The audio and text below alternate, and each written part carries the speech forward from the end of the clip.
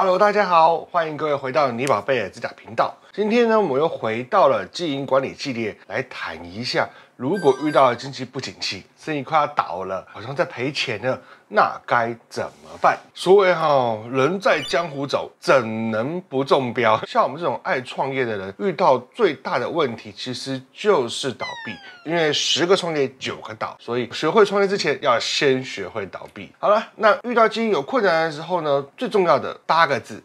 定目标，确实执行，这8个字是我多年以来结束不适合的事业非常重要的8个字。要如何定目标呢？那首先要了解3件事情。第一个，你要先知道你的固定支出，像房租啦、网络啦，或者是各种会费啦、授权费的，以及半固定支出，例如说人事薪资，你请的人的薪水。第3个事情是变动支出，像是广告、水电、开店、瓦斯这一类和营业有关的变动支出。把这3个支出划分完之后，我们就可以去衡量我该如何处理我赔钱的事业。什么时候该倒闭呢？那就是呢，当你房租都已经无法支付的时候。什么时候该苦撑呢？那就是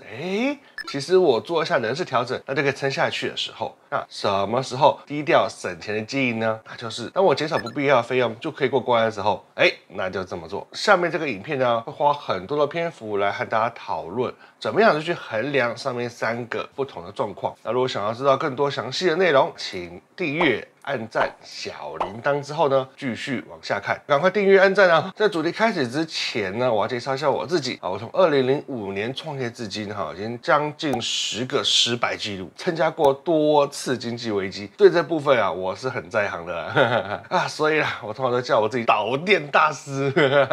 对，没有错，就是把店做倒的那个导店大师不是那个碰到插座就滴的那个大师，那不，容易触电是小事做什么倒什么才是大事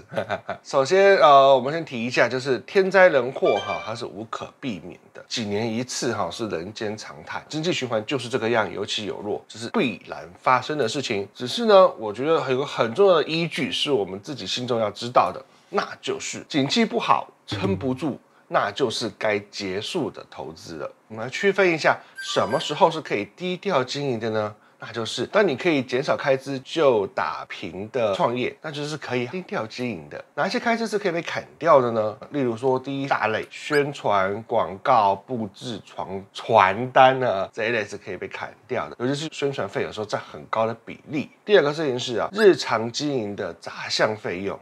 什么意思呢？像我们固定更新的某一些东西，或者是水电冷气这些都可以省一下或者是还有一些我们看不到的可以节省的支出，我都尽量节省。第3点事情是降价促销、清库存，所谓转现金出来，这样才会有现金流，这都是低调经营的时候会做的事情。那什么叫苦撑经营的策略呢？那就是这个时候只好用裁员的方式去减少薪资的支出。那苦撑经营的时机要做什么事情呢？首先要把前面我们刚才提到的不必要的支出都砍一砍之后，发现还不够支付，现金还是一直不断的流出的话，这个时候我们就来看一下苦撑策略的时机了。它要满足几个点第一个，当我们无法预期低迷持续时间会多久；第二个，人力又过剩又无法利用，也不知道该怎么办的时候；第3，最重要的就是如果裁员就能够达到收支平衡的话，那就可以来采用一下。可注意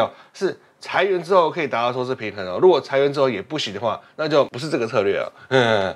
要留意的一个事情是，当你裁员的时候，会大大的降低士气，而且在景气回升之后，你会没有能力来帮你赚钱。所以裁员一定是要到完完全全走不下去的时候，我们才开始裁员，而不是老板觉得哇，我好像赚不够，或者是怎么样我就先裁一点。如果说你们不是走到最后你就裁员的话，那么之后你会遇到很大的问题。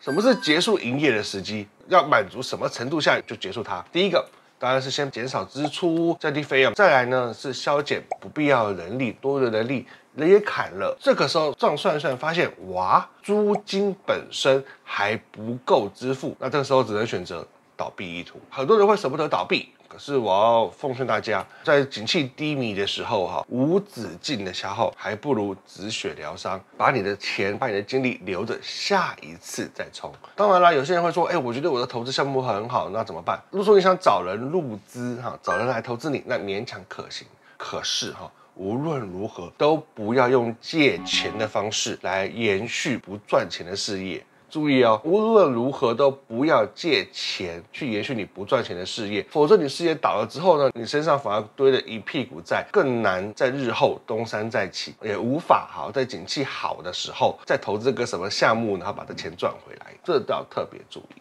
看到这里的时候，有些人可能发现，我们是不是少谈了一样东西？对，那就是装潢、家具跟生材设备，其实这一些部分也要摊提，也要折旧的。可是我们刚才就没有谈这些，为什么？因为现在已经假设在景气低迷，我们应该赔钱的时候了，所以这些已经花出去的费用，当做它就不存在了啊，就算了。如果今天在现金一直净流出的情况之下，还在想着我折旧摊多少钱的话，那么基本上每一间都得收掉的啦。好，那我们回来讲体质好的投资哈，其实它是在景气差的时候，应该可以保持你的资金不要流出。也就是说呢，在你体质好的时候，你的净现金流还是勉勉强强可以控制住，而不会一直往外喷的。这样子的话呢，在市场好的时候才能把现金给赚进来，这才是一个体质好的投资该有的状况，而不是赔钱的时候赔钱，赚钱的时候赚钱，那真的太恐怖了。好了，接下来来到结语时间啦。那我最后还再提一下，如果遭遇不景气，生意赔钱，该怎么办呢？我自己的经验是，第一点，先统计相关的收益、成本跟费用，并且了解到你目前经营的困难到底有多严重，然后根据你的严重状况呢，去订相关的缩减策略。你可以用数字上去做衡量，或者是一步一步的缩减，去试看看能不能够达到平衡的状况。创业最忌讳的就是负债经营，还是那句话，千万不要负债经营。如果说现金无法停止，一直不断的流出的话，